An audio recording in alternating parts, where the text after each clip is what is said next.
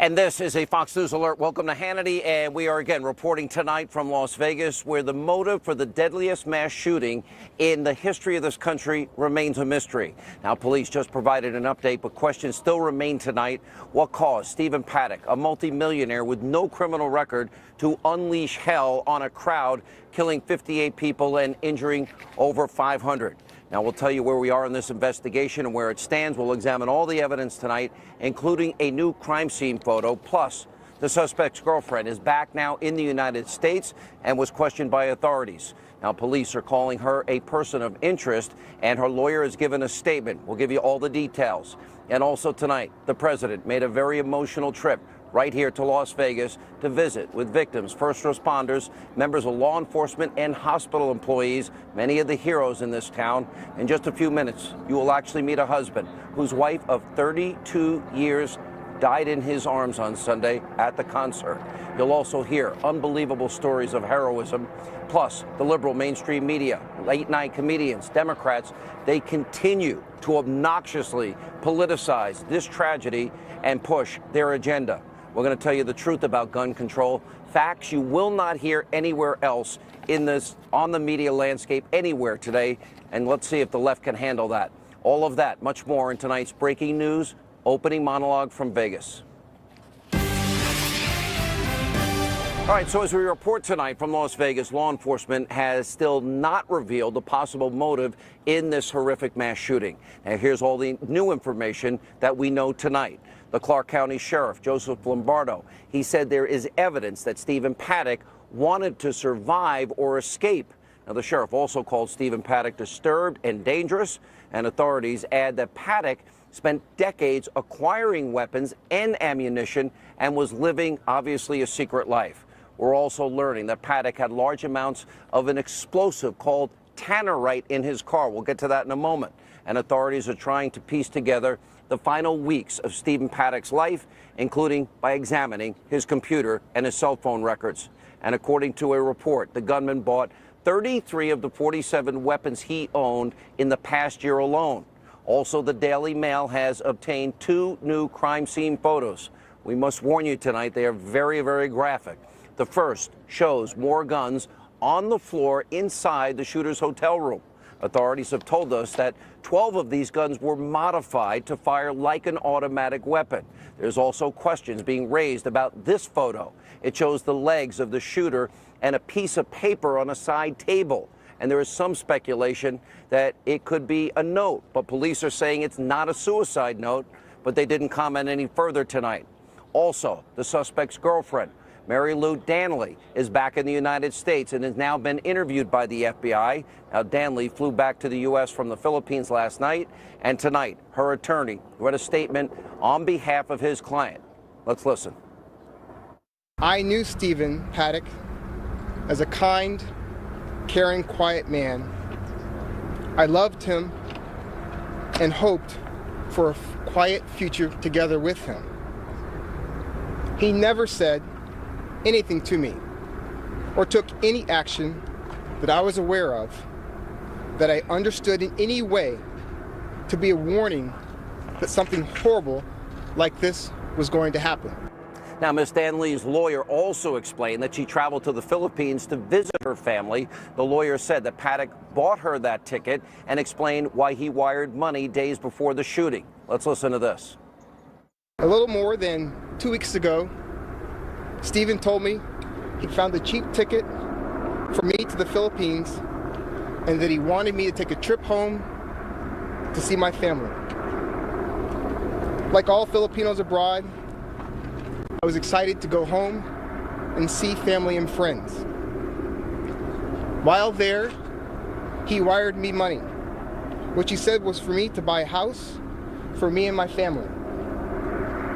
I was grateful, but honestly, I was worried that first, the unexpected trip home and then the money was a way of breaking up with me. Now, Danley's family is also speaking out. They're saying that Paddock may have sent her out of the country to hide these horrific plans. Now, here's what her sisters had said earlier today. Take a look. I know that she don't know anything as well like us. She was sent away. She was sent away so that she will be not there to interfere or put this planning. Even though that she's going to the Philippines, until Steve said, "Oh, Mary Lou, I found you a cheap ticket to the Philippines." He sent her away so that he can plan what he's planning without interruptions. In that sense, I thank him for sparing my sister's life, but that won't be to compensate 59 people's life.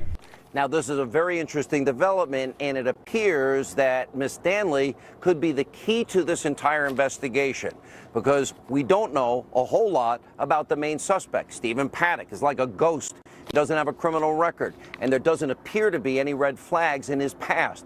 Our own Adam Housley will join us later tonight with more details on where the investigation stands. Also, President Trump, as I mentioned, was in Vegas earlier today. He visited with victims in the hospital from Sunday's horrific attack. He also took time to honor all of the first responders who put themselves at great risk in order to protect their fellow Americans. Watch this. On behalf of the grateful nation, Melania and I thank each and every one of you in law enforcement. In the depths of horror, we will always find hope in the men and women who risk their lives for ours. We pray for the recovery of the injured and those injured officers who so bravely threw themselves into danger when duty called. And we grieve the loss of the law enforcement personnel who were killed in this vicious attack. Here on earth, we are blessed to be surrounded by heroes. As one eyewitness recounted this week, while everyone else was crouching, police officers were standing up as targets, just trying to direct people and tell them where to go.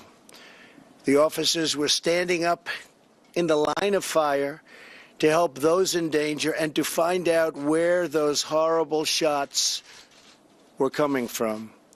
Words cannot describe the bravery that the whole world witnessed on Sunday night. Every hero saved so many lives. And believe me, a grateful nation thanks you. You will meet some of those heroes right here on this program tonight. The president is right. The bravery of those who do put their lives in danger, the first responders, it exemplifies everything that is great about this country. And earlier today, President Trump also called for unity. Watch this. Our souls are stricken with grief for every American who lost a husband or a wife, a mother or a father, a son or a daughter. We know that your sorrow feels endless. We stand together to help you carry your pain, but we cannot be defined by the evil that threatens us or the violence that incites such terror. We're defined by our love, our caring, and our courage. In the months ahead, we will all have to wrestle with the horror of what has unfolded this week, but we will struggle through it together. We will endure the pain together, and we will overcome together as Americans. Now, the president, rightly, he's trying to bring the country, bring Americans together. But as we have been highlighting over the past couple of nights, you have people on the left, you have Democrats, the mainstream media, of course, they don't do their job, celebrities, late-night comedians, all instantaneously, impulsively politicizing this tragedy in every way possible. Now, the left in this country, they waited mere hours before they started playing this game of theirs and playing politics. Hillary Clinton is one of the leading voices in this left-wing political crusade, exploiting a tragedy. Don't believe me? Listen to her. What we saw happen in Las Vegas was just another horrible example of, people with too many guns and too few restraints being able to now kill, I guess it's up to 58, and injure 500. Democratic politicians and their best friends in the liberal media are also out in full force. They want gun control, and they want it now. Watch this. First and foremost, we have to stop this dangerous gun agenda being brought forward by the majority party in the House. We could do more extensive background checks. We could make the weapons themselves safer and less likely to have to be capable of shooting many people in a short period of time. But also background checks and a ban on assault weapons and the high-capacity magazines. Things like banning weaponry and modifications of weaponry that turn what might be a hunting gun into really an assault rifle. You can't buy a Tommy gun. You can't buy a machine gun. Just move that line over to semi-automatics. Correct. Do you need a semi-automatic to hunt? What kind of hunting are you doing? That's kind of a pulverized animal. Can you imagine if we told the families of 9/11 after 9/11 that it wasn't the right time to address terrorism? You're not a good parent if you have a gun in your house. You're not protecting your family. You're a bad parent if you have a gun in the house. We've gotten hundreds of calls saying, do something. Yes, we should make this political. Now is the time. And late-night comedian Jimmy Kimmel, he continues to try and blame the Second Amendment supporters for what happened in Vegas. By the way, Jimmy, how many security guards surround you when you're in front of a crowd every night? Take a look. I do want to say something to these nuts who spent most of the day today on television and online attacking those of us who think we need to do something about the fact that 59 innocent people were killed. They say it's inappropriate to be talking about it because it's too soon. Well, maybe it's too soon for you because deep down inside, you know, in your heart, you know you bear some responsibility for the fact that almost anyone can get any weapon they want. Now you want to cover yourself until the storm of outrage passes. You can go back to your dirty business as usual, but it's not too soon for us because we're Americans, and last time I checked, the First Amendment is at least as important as the Second Amendment. We'll talk about it tonight, and you're free to talk about anything you want, but you may learn facts. We'll educate you as to facts that you may not hear in your liberal bubble out there in Hollywood. The left in this country so often feigning moral outrage and using victims to try and make a point about gun control because their political position is not backed up by facts. Liberals keep asking, well, why can't we have a discussion? Let's have the discussion with truth, information, facts, and data that the media will never tell you about in this country. Democrats say gun control leads to less violence. Well, if that's the case, then I'd like them to explain why cities with the highest murder rates in this country, with the strictest gun control in this country, that have run by Democrats for decades in this country, let's look at the numbers. For example, murder rate 2016, all these cities have Democratic mayors have been run by liberals for years. Yet, when you look, their crackdowns on the Second Amendment have done nothing to stop the violence. Liberals, they also don't want you to know about these shocking statistics. For example, during the Obama presidency, over 3,900 murders in his adopted hometown of Chicago. We ran the names once on this program while everybody else ignored it. More than 18,000 people in Chicago who were shot only during the last 6 years of Obama's presidency. I only heard Obama talk about it, what, 2, 3, 4 times max during his presidency? Did you remember hearing people on the left speaking out about this out-of-control violence happening day in and day out in the city of Chicago? I don't remember. Now, there's a lot of hypocrisy going on about this issue. And we also have some charts provided to us by John Lott, Jr. He's the president of Crime Prevention Research and that center. He's an expert on the issue. He'll join us in a few minutes tonight. Now, look at this chart about the Chicago murder rate. Now, relative to the other 9 largest U.S. cities, the yellow vertical line that you see there indicates when they ban handguns. And as you can see, after gun control, over the years, the murder rate went up. Now, the same goes for Washington, D.C. As John Lott's research shows, D.C.'s murder rate relative to the other 48 large U.S. cities, excluding Chicago, went up after they banned handguns. We also have examples from foreign countries in case you're interested. Remember, after Great Britain, they banned handguns. The homicide rate, it spiked and then slowly began to go down, only slowly. And here's another example from Ireland. After that country passed gun control legislation, the murder rate actually increased. And then there's Jamaica. Look at how the murder rate also increased after they put gun control in place. There's also this revealing statistic out of France. They have some of the strictest gun control laws on the planet. And France has had more casualties from public shootings in 2015 than during the entire Obama presidency. And finally, the left, they love to say that giving people the right to carry doesn't prevent crime. But the figures, the truth, the data, it shows otherwise. Let's take a look. This chart shows violent crime before and after right to carry laws were enacted in the United States. And as you can see, having more citizens that are armed leads to a decrease in violent crime. Those are the facts. Here's another graphic on murder rates before and after right to carry laws were put into place. Now also, the U.S. murders have plunged as a result. And as John Lott Jr. points out, as more people in fact carry guns, you see further drops in both of those statistics. Now, this is why this show will never be like the rest of the mainstream media. We actually care about truth, about facts. The left, they don't believe in your right as the American people to be responsible, that you have the right to defend yourself, your children, in your home, in your community. They only seem to believe in big government, not the individual, which is why they try to exploit these tragedies and rush to judgment to push what is a radical, rigid, leftist agenda that infringes on your constitutional rights, even though it is not supported by data, not supported by facts. It's beyond shameful. Another question, how many of these celebrities, how many of these late night comedians, how many of these politicians, when they go out in public, how often do they have armed guards with them or bodyguards with them? Really?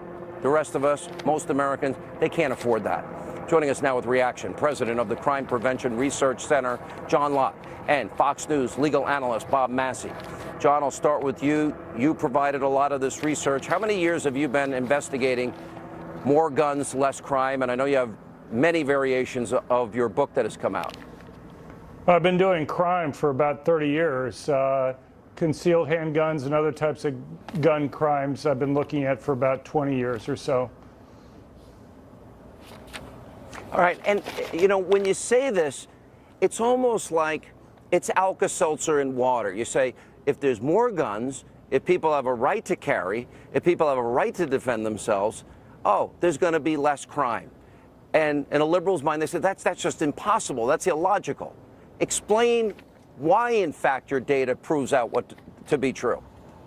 Well, look, I think people understand you can deter criminals if you have higher arrest rates, higher conviction rates, longer prison sentences, the death penalty, things that make it riskier for criminals to go and commit crime. But the fact that a victim might be able to go and defend themselves also makes it riskier for criminals to go and commit crime. I just give you a simple example. There's something called hot burglaries. These are burglaries that occur while the residents are in the dwelling. In the United States, only about 13% of burglaries occur while the residents are there. In a country like England, it's about 60%. And there's surveys that are done of burglars who have been caught in different countries. And American burglars spend about twice as long casing a home before they break in compared to their British counterparts. And the reason why they give it is that they're worried about getting shot. If nobody's at home, they don't have to worry about that. But if somebody's home and they break in, they have to worry about the person defending themselves. Their British counterparts don't have to worry about that, and so they don't care really whether somebody's in the home when they break in. You know, Bob Massey, to a certain extent, this is common sense. Now, we have these school shootings. Yes. There are no gun zones. We've had a lot of the shootings that have taken place that we have covered. No gun zones, gun-free zones. We keep talking about it. Now, San Bernardino, I brought this up as an example. Let's put Vegas aside for a minute. Okay. San Bernardino, school shooting. The guy drops the clip. How many times do we hear that? To reload. Are the people safer if there's somebody trained in the use of a firearm? I've always said schools ought to hire retired military or police. Well, certainly. Of course they should be, and they are, because if you're trained in it, you know how to defend yourself. And I think that's so offensive about this is these late-night celebrities. I wish some of the casinos would ban them from performing in Las Vegas because they have no reverence for what just happened here. And the other thing you cover so often, Sean, is wasn't there a period of time where the Democrats controlled Congress when Obama just became president? If they were that concerned about it, why didn't they do it then? And now they laid off on us all these years later. How did Obama ignore Chicago, his own adopted hometown? All right, so in the information we got from the presser just earlier, all right, so it seemed like the shooter, who seems like a ghost in many ways, all right, so he had long-distance rifles, He had modified them, but he also had handguns. He did. Seems like he probably wanted to escape and get away, would be my assumption. Actually, they said, and I don't understand how he would have, but the sheriff actually said that there wasn't some type of escape he may have had planned. I'm not sure, based on the layout of that particular room or suite, how that would have happened. The thing that we did learn in that press conference was the bravery of that security guard. Because that security guard, man, big time bravery that probably really saved a lot of lives. John, let me ask you, we heard about Tamarite, and I have a one-sheeter on this. Very explosive. I have somebody that was on the terrorist task force here in Vegas. He said, if in fact you have 20, 30 pounds of this, and you set it up right, and you fire a gun at it, it would be like napalm in the neighborhood. What can you tell us about it? Well, look, I mean, this guy obviously put a lot of thought into a lot of different ways of killing people. He had bombs at home. He had explosives in his car, as you're talking about. You know, possibly if he hadn't been able to get a hotel room on that side of the hotel, who knows? He may have tried to drive his car into the crowd and try to set it off and kill people that way. You know, that's, you know, we see so many different ways. He described it as, it would be like napalm. Right, well, you'd have a that lot was of people dropped into burning a to crowd. death. Yeah, I mean, it would be a really horrible death. But I just wanted to mention one thing about the gun-free zones. I'm up on a break, John. Okay. Yeah, quick on the gun-free zone, real quick. Well, I mean, it's hard to ignore these things. We have statement after statement for these killers where they may be crazy, but they know they want to kill as many people as possible. And they explicitly talk about going after places where they know nobody with a gun there is going to be able to stop them. Their goal is to try to kill as many people as possible. And, you know, we hear so many times. Sick and evil as that is. Yeah, we say so many times. But I ask all these people, what are they going to do if somebody breaks into their house? Exactly. How are they going to defend themselves? Exactly. Would you rather be trained in the use of firearm to protect your young children? I would. Don't take away our rights to defend ourselves when you have your armed security guards and security guards that surround you everywhere you go because you're famous. Bob, I'm so sorry what happened in this town. Great people here. Thank you so much for being here. Our thoughts and prayers are with you. All right, when we come back, you're going to meet a husband. His wife died in his arms Sunday night at this Las Vegas shooting. And you'll hear stories of heroism that will literally open your heart as we continue from Vegas.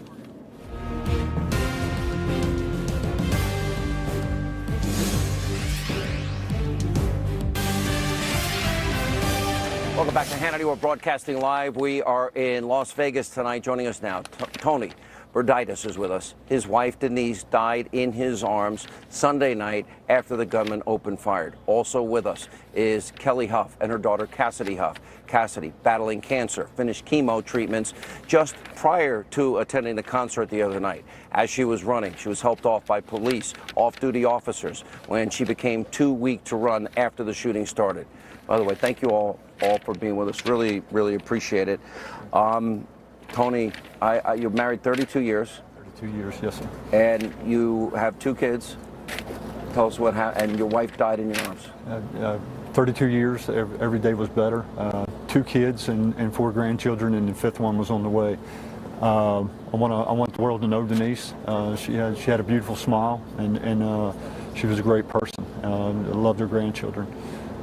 We were at the concert, and is that what you?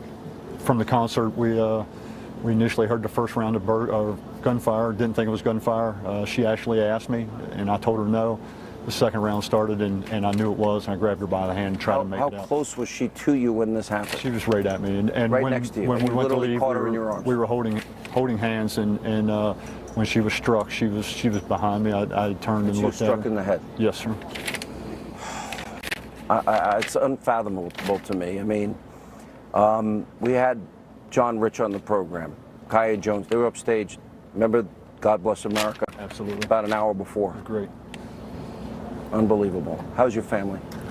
They're doing well. We all have our ups and downs, but they're doing well. They've supporting one another back home, and we're ready to get Denise home and let everything start to heal.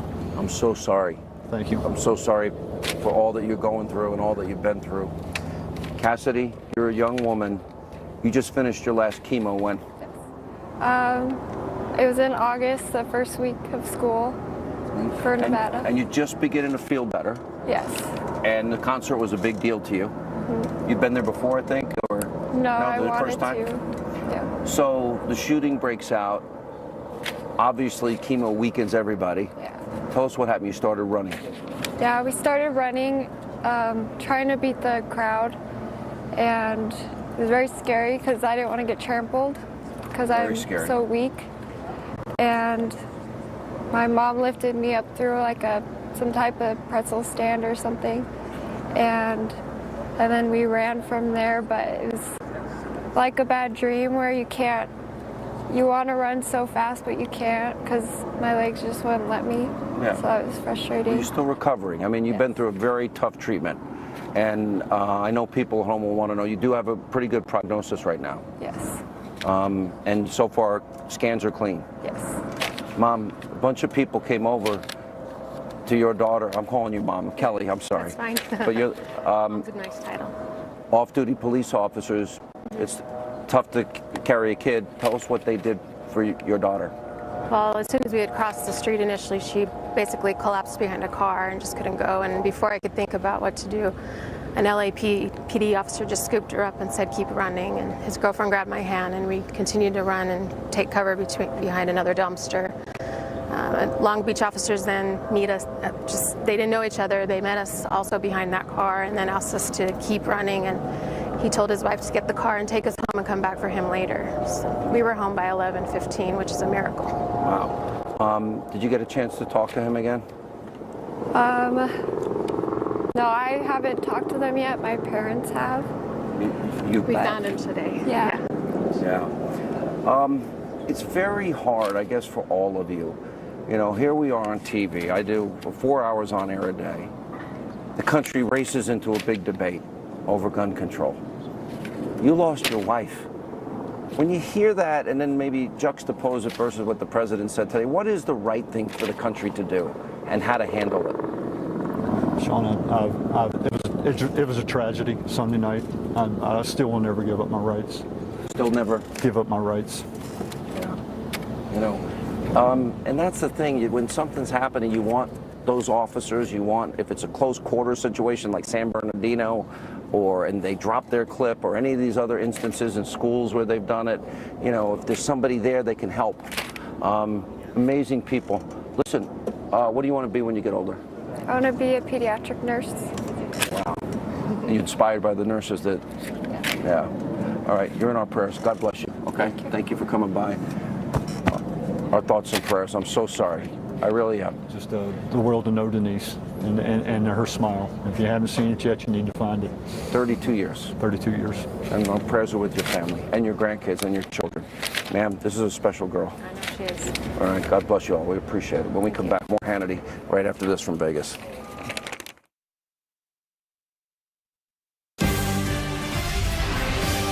I want to congratulate you on a job well done. I mean, the professionalism. I just left the hospital, and I have to tell you, the doctors, the nurses, everybody over there was incredible. And at numerous hospitals. Thank you for doing it. Wow, they were really, I met a lot of the patients, and you saved them.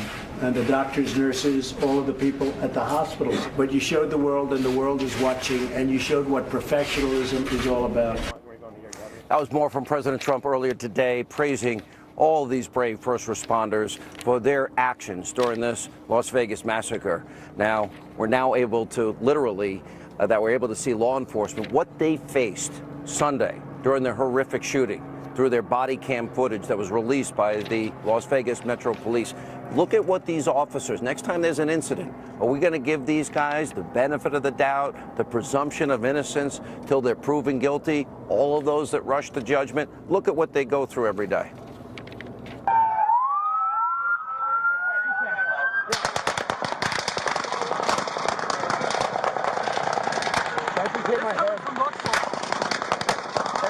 Go that way, go that way.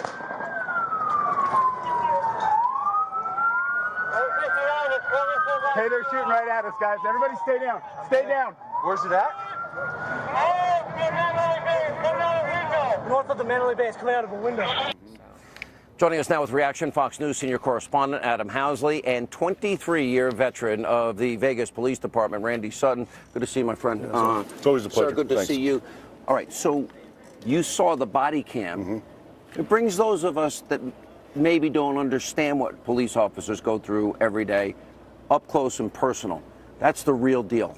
This was a reality check. That very dramatic footage revealed the bravery, revealed the leadership that these law enforcement officers had. And you know, this is not an everyday occurrence to have gunfire rain down upon you with that kind of fusillade. What these officers did, taking charge, saving lives, was really demonstrated the best of law enforcement. You know, I mentioned San Bernardino. I'm going to put Vegas aside for a second here. I mentioned some of these school shootings where they're firing and firing away. The clip, they drop it, they're reloading.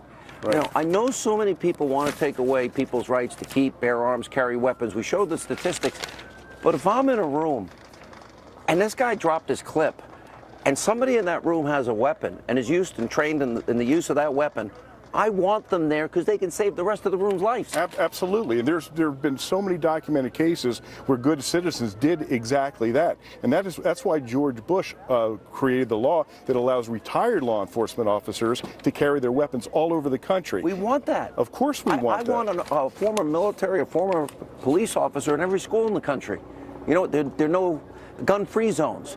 How about we make it safety zones? And this way, if somebody gets in there, at least we have a fighting chance to get these people that would commit evil against innocent people. Absolutely. And there's a lot of heroic people out there that have demonstrated that they are willing and they're able, from their skill level and also from their courage level, to step in when that's needed. Okay, you've been investigating all day. What do you got? Well, a couple of things. First of all, up what Mike said, they revealed heroes. Yeah, that video reveals heroes. Not only first responders, but others who were not first responders who became first responders because they had no choice. Like the dispatch audio. Unbelievable. Wow. I mean, they're going up against a machine gun. Yeah, and what's interesting too, a couple of things. If you look at that video, it's very interesting. One, it shows what the first tactical teams had to look at, and also kind of shows why there might be some conspiracy theories out of here. That building is mirrored. You have the lights, and if you look at some of the video up in the corners, the guys are ducking down. You can see flashes, what look like coming from the West Tower, which is nowhere near where he was shooting from. And it's because of those mirrored reflections, basically, of the gunfire that had even some of the officers responding, trying to figure out exactly which floor he was on. So they cleared 3 floors before they got to his room. They cleared the one below, above, and the course. And then, by the way, they were there in 11 minutes. Yeah. These guys were amazing. You're a reporter. I know because we're friends and we stay in touch with each other. I've never seen a case like this where it's like we're dealing with a ghost here. Something isn't right. We don't know what it is. Right. I don't know if it's connected to the girlfriend, and I'm not going to speculate like others in the media. I'm not building. Right. There's something really off here. I've talked to 4 different investigators somehow connected to this case. They all say the same thing, exactly what you just said. They all have theories. I don't want to reveal any of those theories because it doesn't do us any good to do that. But they're looking at nothing. I'll tell you right this, Sean, nothing has been eliminated. They're like, listen, nobody does this. Nobody plans 2 months in advance, they believe, at least, for no reason. So they believe there's something there. They don't know what it is, and they're just going to have to dig. And they said that they're dedicated because what happened. I talked to the shooter's brother today. He says he has no idea where this came from. They've caught him in some misstatements. We'll watch. You're a hero. Thank you. Thank You're you. an amazing reporter and a friend. Thank you for what you're doing. Appreciate it. When we come back, you're going to meet real heroes. 2 doctors, over 500 people. They had to treat these victims of this shooting. Their stories are unbelievable as we continue tonight from Vegas.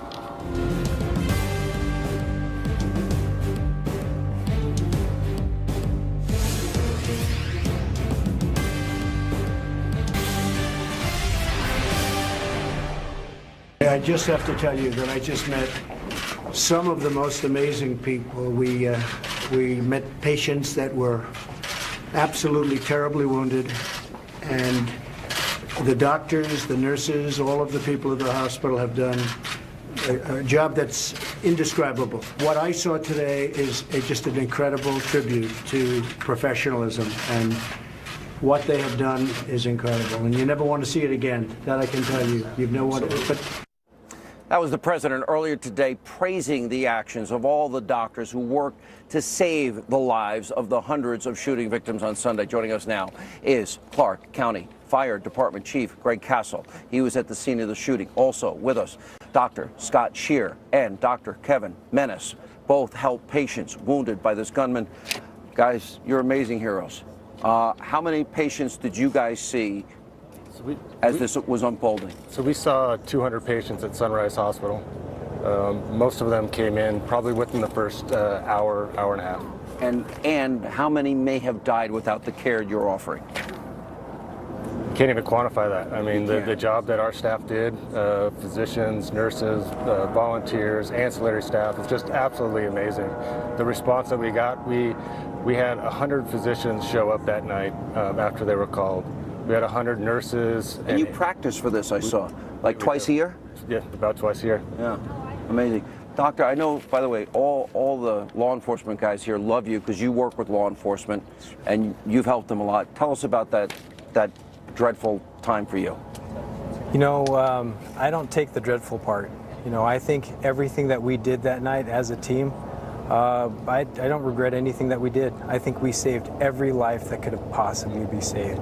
You know, there were over 200 people that were dropped off at our ER in less than an hour. Wow. And I guess it's sort of like a war zone. You have to prioritize the severity of the injuries, and you went through that process? Yeah, that's fair. Yeah, it's part of mass casualty is the triage process, is making sure that the patient that is deemed red or the sickest patient gets to the areas, either into the operating suite or in front of a ER doc or a trauma surgeon right away. And you're looking at these people, and I just have a lot of friends that are doctors, and I know you're thinking, I got to get this dad home. I got to get this kid home to their parents. Does that go through your mind, or you can't go there? You know, in the moment, while I was doing it, I had seconds. I had 200 patients come into the ER in, you know, a 60-minute time period. And I'm pulling patients out. I was the doctor who's pulling the patients out of the car. So I'm the one who's making the initial judgment call of whether or not these patients were, you know, red tags, patients who are going to die within seconds or minutes. You know, yellow tags is patients who are going to die in minutes or hours, or green tags, they probably will be fine, you know, or possibly they could get worse. But, you know, I had seconds to do this. But you know what was amazing about this whole thing was the patients were the greatest patients I have ever taken care of. You know, I got Ubers, taxis, you know, Metro Squad cars, you know, Clark County Fire, City Fire. Everybody was taking patients. How about this guy? He's the fire chief. Everybody was taking Chief, patients. honor to meet you, all you guys. You were there as that's happening. These guys, you try and get them to the hospital as fast as possible. Yes. All right, this reminds me of 9/11. I was in New York on 9/11. This reminds me of all hands on deck. I know you must be so proud of your team. I'm very proud of our fire department, all the Valley Fire Departments, and our private ambulance partners, AMR and Community. They did a great job that night. Everybody amassed a ton of resources to be able to transport patients, to take care of people in the streets. Some people did go by car, but not as many of them. After we had laid hands on them, they decided to go by car. They didn't want to take an ambulance, so they weren't as critically wounded. But this was an unreal, surreal scene out here that night. It was nothing like I've ever seen in 30 years of being involved in this industry. 30 years, and you're now the head of the department, and you've known these guys, I assume, in the past, or you know the people at the hospital. I know many people at the hospital, yeah. So, look, you know, we sometimes throw around the word hero. Sometimes all of you, what you did for people in their hour of need and the lives you guys saved. You know, we're a grateful nation because we have people with the skill that you guys have and the courage to work under such heavy pressure, stress, and under fire like that. Thank you all for what you did. Really appreciate it. Thank you all. You're welcome. Thank you so much. Thanks. When we come back, we're going to talk about how this has been politicized. Kaya Jones, Tommy Lahren, straight ahead from Vegas.